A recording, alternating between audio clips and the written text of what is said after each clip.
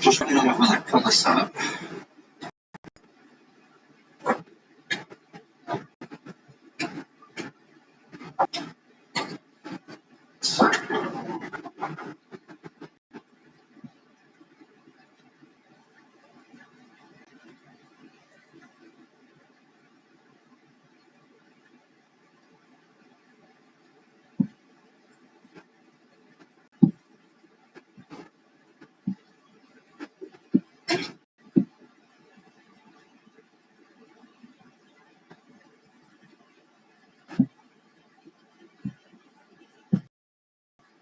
So, what is? We'll cover the 3.5 minute interview, and then we'll open up a discussion. Just because I do material in the class, but I want to start with this because it's very important. So hold on, just one moment while I screen share. We'll be good to go. All right.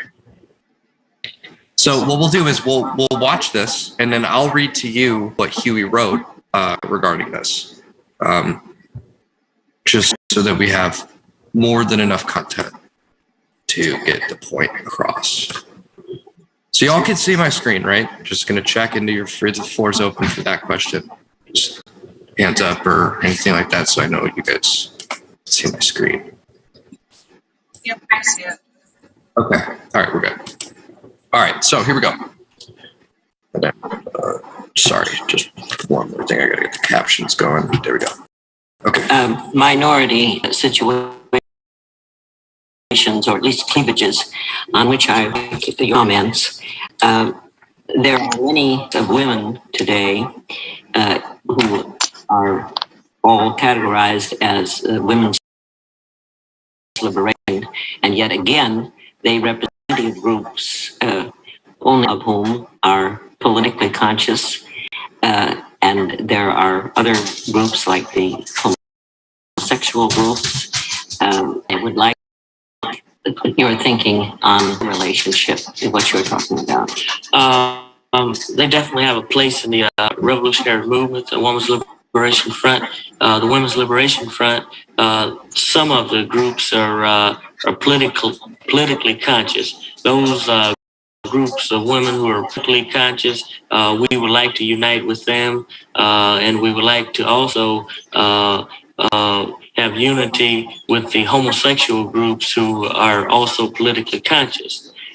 We've had meetings with the homosexual representatives of the homosexual group and also the Women's Liberation Front. Now, the homosexual group have been oppressed so much and so badly until it was hard to convince them that the Black Panther Party is relating to them. But we see that homosexuals are human beings. They're oppressed because of the bourgeois mentality and the bourgeois treachery that exists in this country that tries to legislate sexual activity. Most of the laws are laws not to promote freedom, which is, I believe, that one of the most essential things that man universally strives after, whether it's internal freedom or external freedom. In other words, freedom from compulsions and obsessions. Man is not happy when he feels forced. These are the internal things when he's obsessed and feels compelled, whether it's through religious reasons or backwards values reasons, that even if he carries those values, he's unhappy.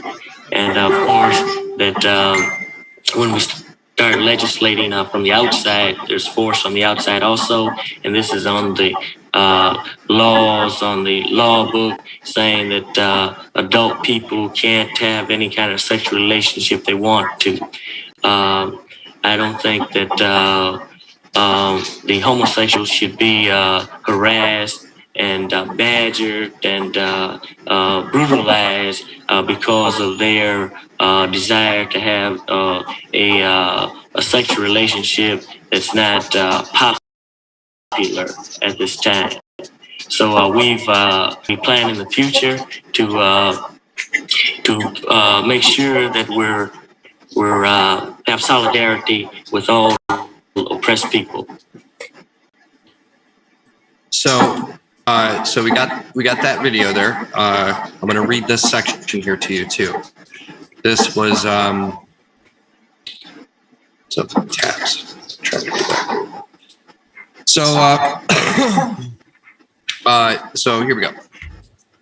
On August 15th, 1970, Huey P. Newton, the Black Panther Party, gave a speech in New York City where he outlined the party's position on two emerging movements at the time: the Women's Liberation Movement and the Gay Liberation Movement.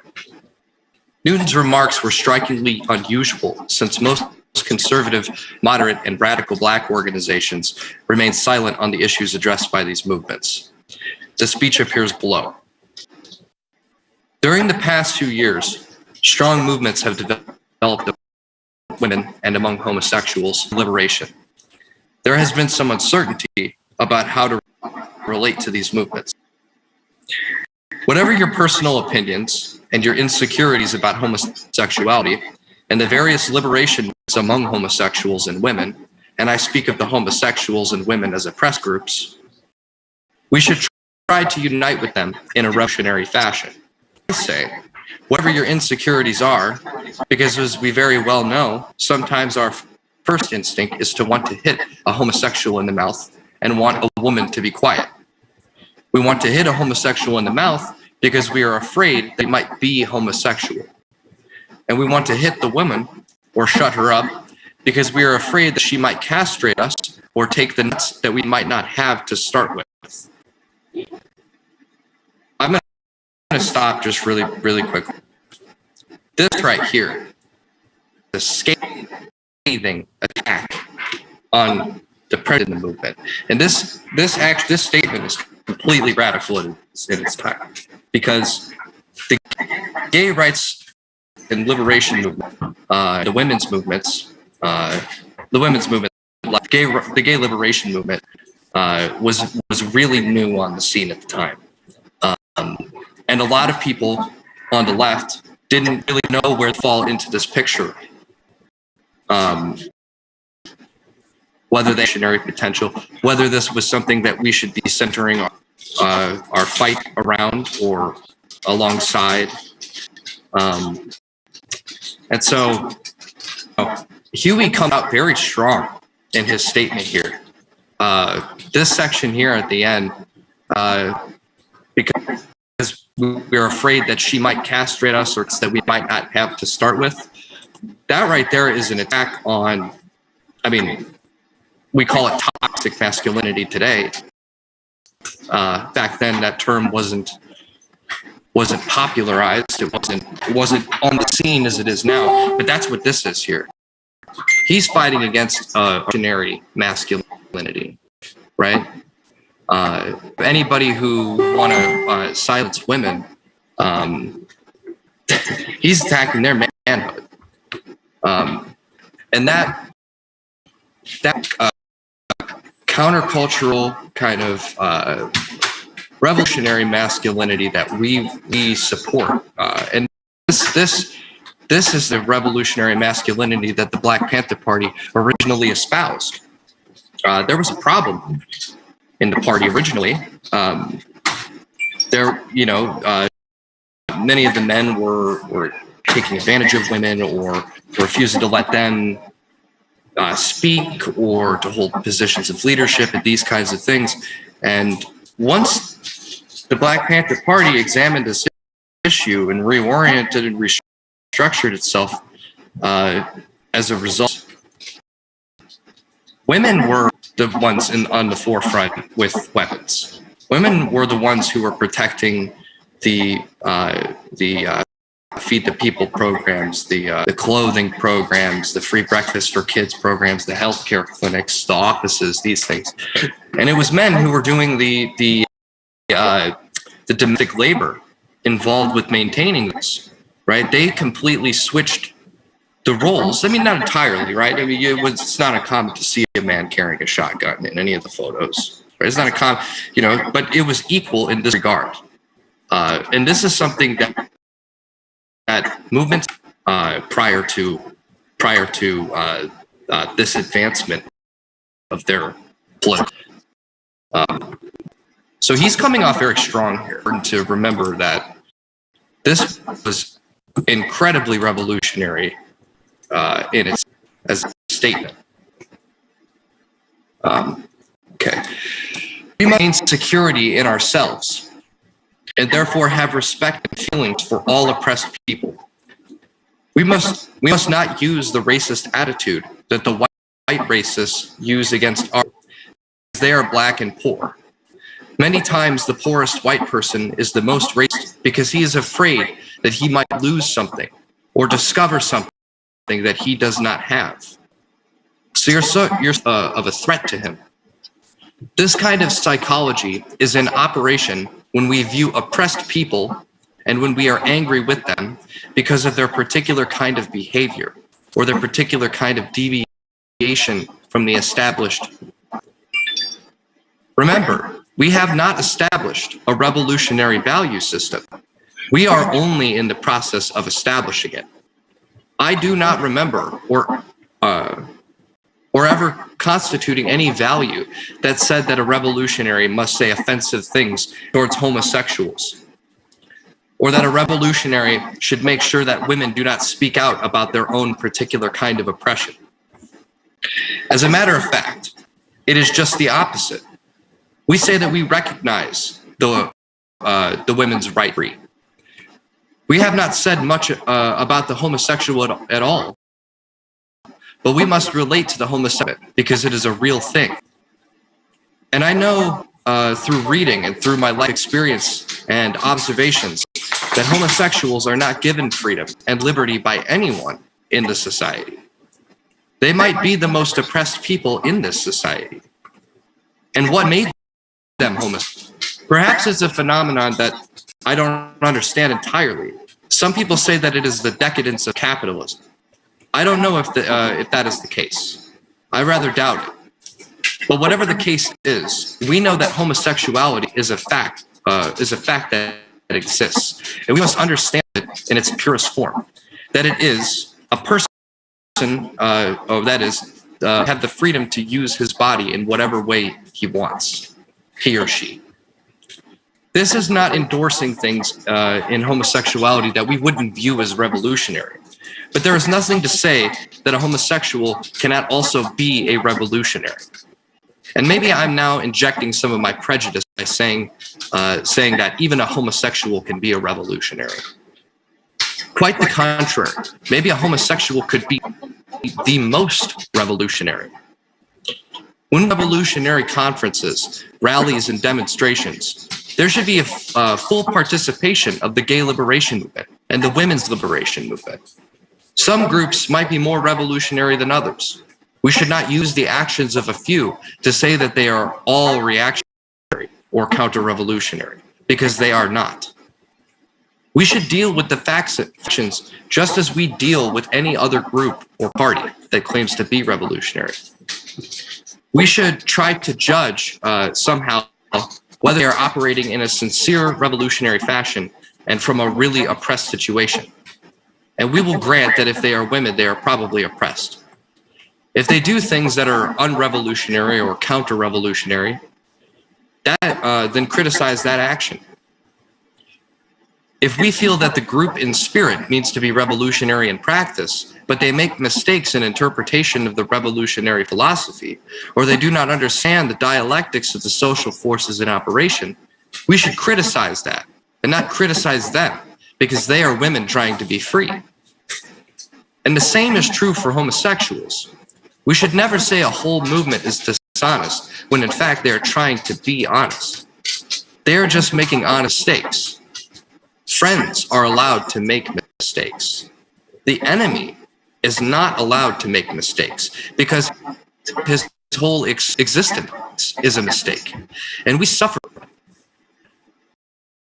But the Women's Liberation Front and the Liberation Front are our friend. They are our potential allies, and we need as many allies as possible. We should be willing to discuss the insecurities that many people have about homosexuality. When I say insecurities, I mean the fear that they are some kind of threat to it. I can understand this fear because of the long conditioning process that builds insecurity in the American male.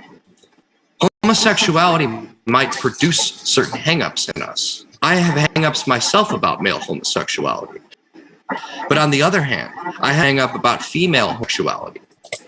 And that is a phenomenon in itself. I think it is probably, because male homosexuality is a threat to me, female homosexuality is not.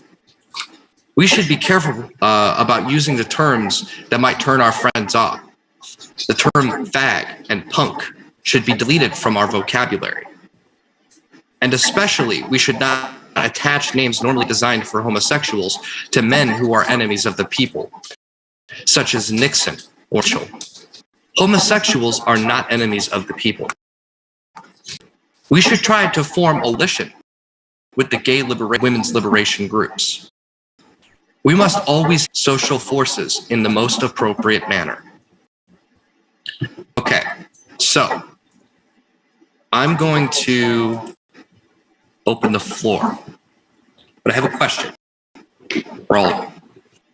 What is it, right? Because in this article, you see Huey Newton asking himself the question, or rather admitting that he doesn't quite understand the phenomenon of homosexuality, right?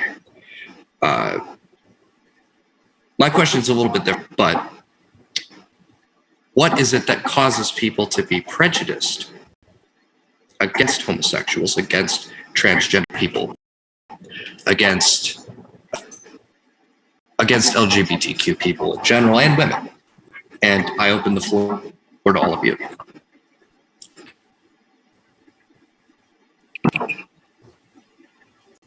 I'd say right off the top, fear, uncertainty, insecurities. I think a lot of people don't know themselves, and they lack that awareness. I think that's just my first thoughts off top. I'll just briefly add my thoughts on it, and then I'll give the floor to the next person. I think a lot of people who are prejudiced, a lot of these people are actually in the closet themselves, and it gets to that fear that you're about, right? If you're comfortable with your own sexuality, you don't need to attack other people. There's no need for that, right? Some of this attack is the fear that they will then have to admit, either publicly or through their actions or to themselves privately, that they actually feel the same way as other people do. I think it comes out of a deep sociopathic and almost narcissistic pathology that comes out of capitalism, right? The alienation that we have in society, especially with white young males. Alan? Yeah, we're kind of slow right now, so I can answer a few times. To say on that, yes, fear is one of them, but also because, like you said, the term toxic masculinity wasn't back then, but because in a sense, men aren't allowed to freely express themselves because the conditions are how we're raised. Like he said, like Huey said, it's not hard for men to be okay with women being gay because, again, it's not a threat to us. And then, two, weirdly enough, for some of us, we find it to be attractive. But in society, if a man is gay, it's seen as, weakness, and it's seen as a wrong thing because he can't reproduce, or he's not going to reproduce for the sake of capital. Because we know the origin of the family, probably by Engels, if you're not reproducing capital, then you have no value.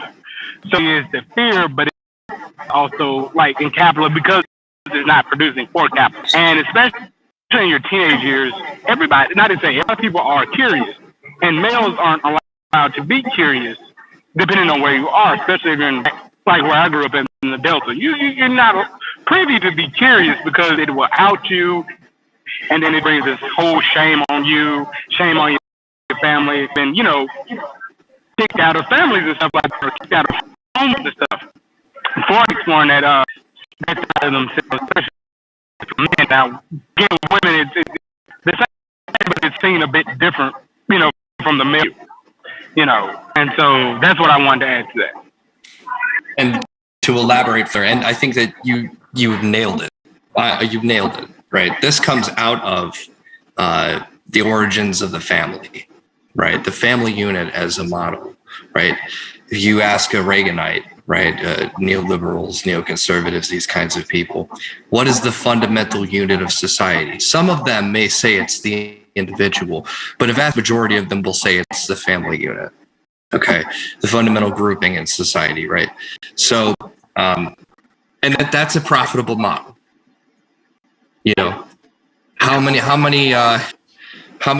billions of dollars a year do corporations make? Because everybody needs a car in one household. Everybody needs a TV. All the toys, all these different. Right. This is a fundamental grouping that is profitable for corporations in general.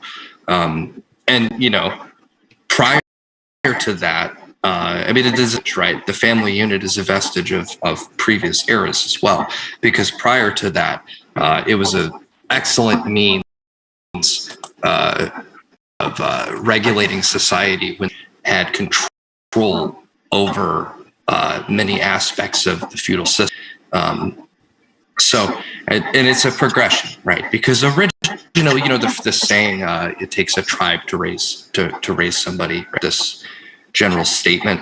I mean, where do you think that comes from? That's a bit of knowledge that comes all the way back from primitive societies, right? Where hunter-gatherers roamed, the plains. I mean, you may have been on a particular mother till you were 4 or 5 years old, but after that point, and even during that period, everybody in the tribe was your family, right? And there wasn't this family unit type style thing, right? There were what we consider today to be multiple families there, but they didn't have that concept, right? Everybody was the mother and the father and the siblings, right? This is a grouping that comes out of exploitation. After societies begin to settle down, start to produce agriculture, raise animals, and then wealth and resources get concentrated, and then special bodies need to be created, such as soldiers, enforce control over those materials and over the land. And then you get kings and this arrangement out of that. And the family unit becomes an excellent model of regulating a society like that. So I think, Alan, you nailed that. But the floor is still open. So anybody who wants to speak on this, you can feel free to do so.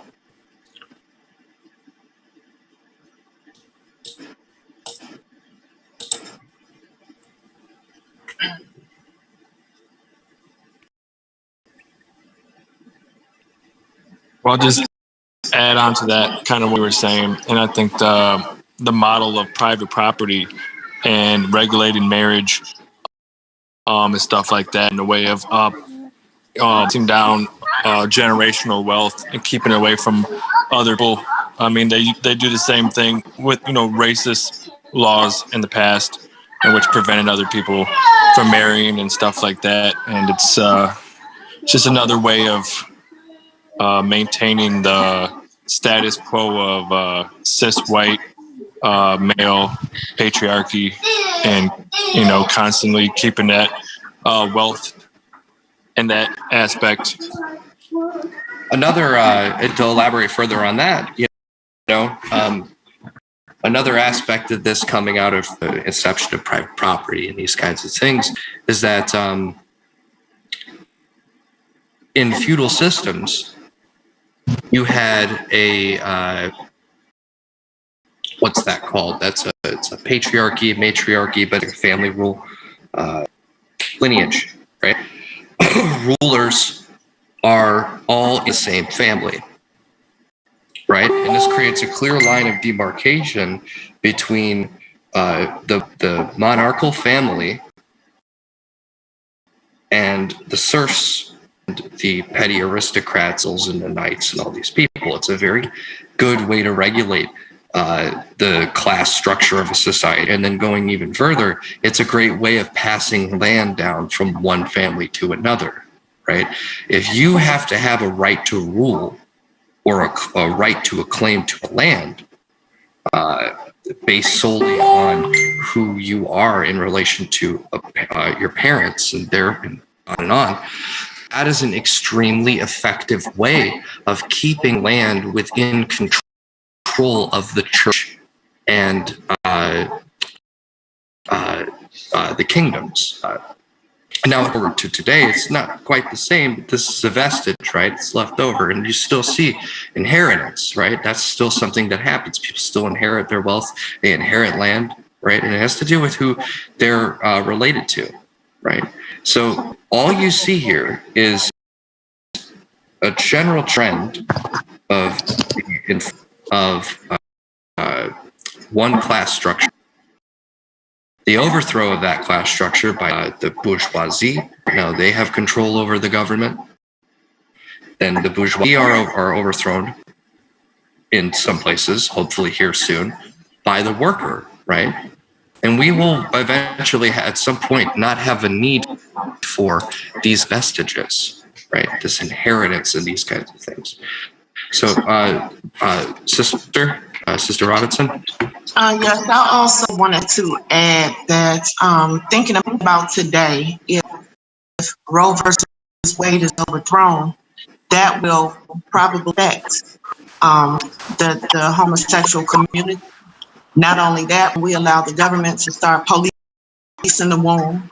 It's going to start there and affect other people and other things going on, like different sexual behaviors. You're going to have the government in your bedroom telling you how you can have sex and things like that.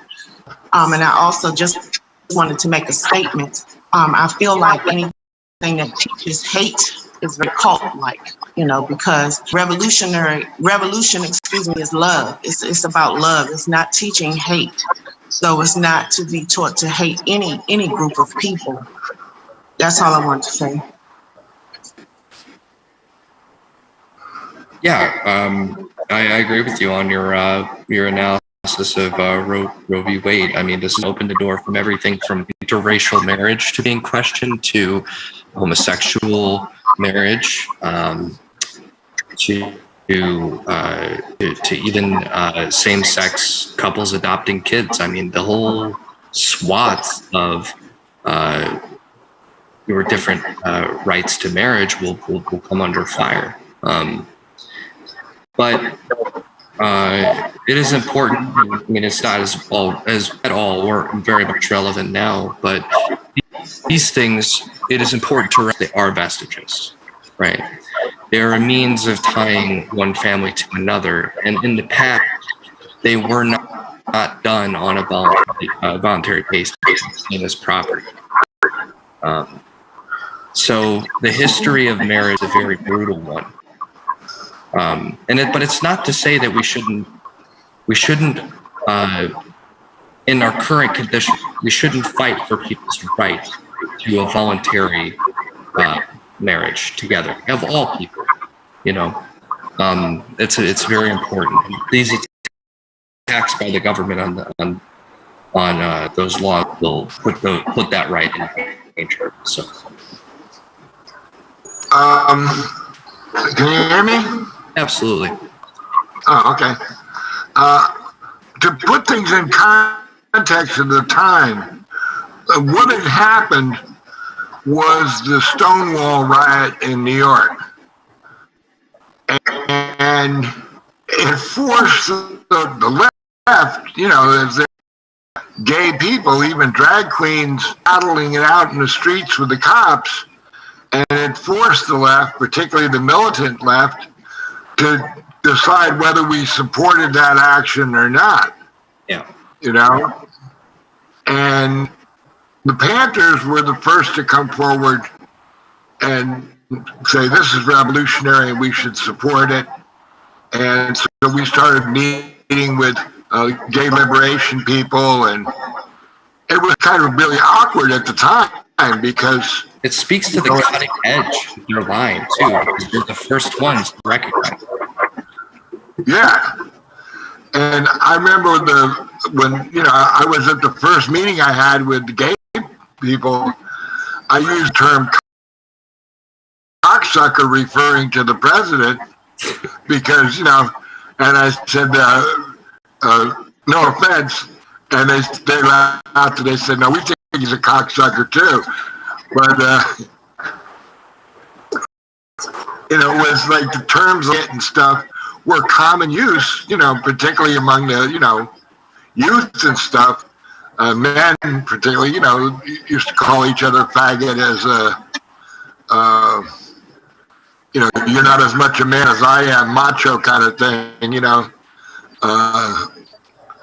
and, nobody wanted to be thought of as dressing gay or acting gay or looking. It was all a big taboo, and so it like forced us to reevaluate a lot of things. But there was also there was not just in the mass culture, in the communist movement. They had gay people, but they had to pretend they were straight, and even to the extent of having fake marriages and stuff. You know, where they'd have a homosexual pretending to be married as a couple, you know, and, you know, bending over backwards to, you know, not be open, you know. Like the concept of the beard. I don't know if you know what that term means. Less so used now, but the cover, right? Right, yeah, beard. That was a term that was used back then. And I mean, today it's hard to imagine how backward things were just, you know, a few generations ago. But, you know, I think it was, you know, it had a lot to war culture. You know, men were supposed to be fighters and macho and, you know, soldiers, and supposed to be passive and stay at home. And the communists were the first to have like real women soldiers. So on the women's issue, the communists were out in front, but they weren't out in front on the gay issue until like, you know, the late 70s. As far as the women, a lot of the black nationalist groups like us and that used to make women publicly criticize themselves. Black women had to criticize themselves for having castrated the black man. That was a big line of, you know, the black nationalists, was that the black man had been castrated by the black woman, and blaming them for the lack of status black men had in the family and the community.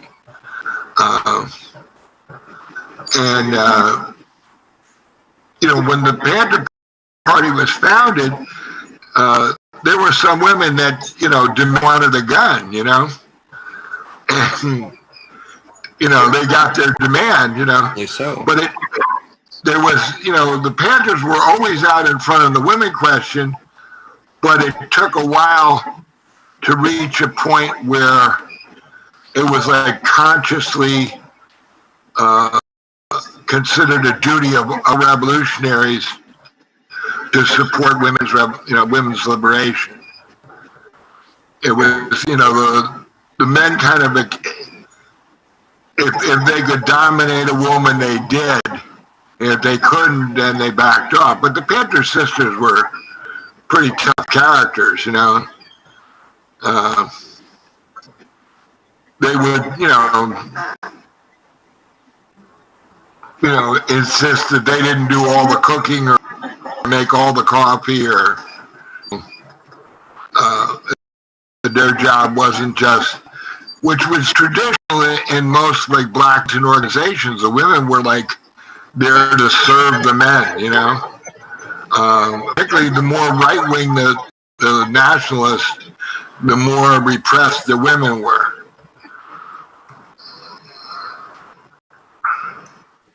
Alan?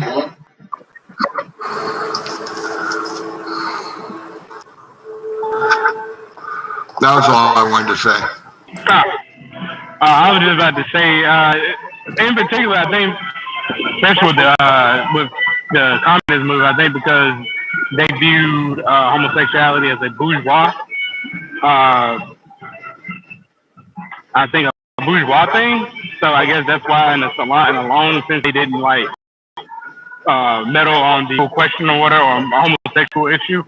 And Tom's right, especially a lot of black nationalist organizations do tend to make black women, you know, second fiddle or whatever. But especially in this whole new manosphere thing that's going on today, especially with black men, they're trying to make everything the fault of black people, or just women in general, because they feel slighted because how capitalism has everything going. You know, you can't do what your father did. You can't do what your grandfather did because the way the system is now. This isn't the 80s. This is in the 70s, where you can just get that house or you can just get that good factory job and maintain a whole family or whatnot.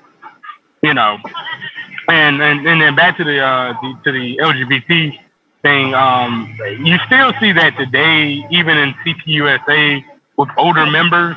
Like they'll accept it, but they're not like, you know, totally on board because they still, you know, they gender people or dead name people or something like that. They try to think like with the whole, you know, stop right way in a sense.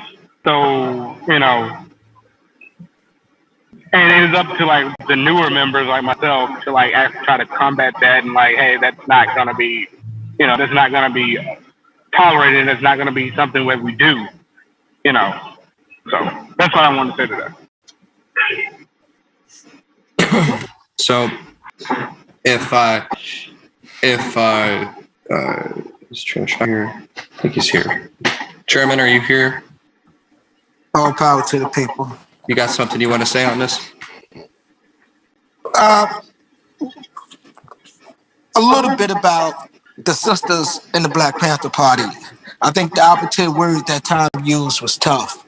And I would recommend that some comrades, when they get a chance, pull up a 1968 document that the sisters discussed in the Black Panther Party between the brothers who called themselves a Panther and the sister being called Pantherettes, Retts, and Safi Bakari, Asada, all these sisters, mostly the sisters in New York, they got together and produced a paper on the idea of a woman's role in the revolution, the structure, the ideology, and I think a significant part of their argument was that bourgeois behavior or sexist behavior or a bias towards the gender of somebody else comes into the movement from the larger society. They made that dynamic argument, and brothers sat around, they listened, they read the position paper, and it was right on the money. The same kind of argument we have to make today, that these kind of social constructs were intentionally put in place to stratify the society, prop up those at the top, and to make sure the vast majority swimming in misery and poverty stay at the bottom. You know, but it's not a universal analysis. Even within the communist movement, the social democracy movement and the communist movement, there's no universal prescription of how to deal with that within particular communities. And so it's up to the revolutionaries, after they get the information and knowledge, to be able to explain it within the contours of the material conditions that those folks live in. For Black folk, it's pretty hard. We are socially open people, but we are conservative when it comes to values. A lot of folk don't go to church, but they still uphold church. A lot of preachers don't want to open up their doors to our comrades in the LGBTQ community because that's the conservative element. And they preach a sort of pull yourself up by bootstraps. So this theory has to explain within the context of communities and not simply seen as because I could go into the white community theoretically and everyone there is our brothers. But we go into the brown community where it's much, much harder because machismo is a part of that that fabric of false culture that Spain imposed upon our Latin brothers and sisters. You know, they believe in women should be behind them, and they preach that. So there have to be certain methodologies developed address these issues. But from our perspective, the Black Panther Party addressed it more deeply, more broadly, and more politically than any other group. And you have to oppose that to Gloria Steinem, who was the darling of the feminists. She was pretty bourgeois in her attitudes and her relationship, and she dealt with CIA, police, all these other spying on movements and all kind of stuff. And that was the face of feminism, until other people begin to, make it, fit their perspective the way they seen it. But what I'm saying to you is the Black Panther Party's analysis in the late 1960s was the sharpest, was on the cutting edge of a breakthrough in how we seen our brothers and sisters. That's all I wanted to add. And to elaborate just briefly, if it, this would have been inevitable. Personally, I believe that, right? All these social movements would existed. This would have been recognized as revolutionary. But their stance leading the way on that is what is the continuity all the way to today of on the left of groups being in support of his liberation, but gay and transgender liberation as well. So I know Comrade Kat and Comrade Alyssa and Comrade Cassandra and Comrade Zen haven't said much, but if you want to say something, the floor is open. But sorry, I got the hiccups. But if not, we'll move on. I just wanted to interject something about in the White Panther Party, the women got together and formed a organization.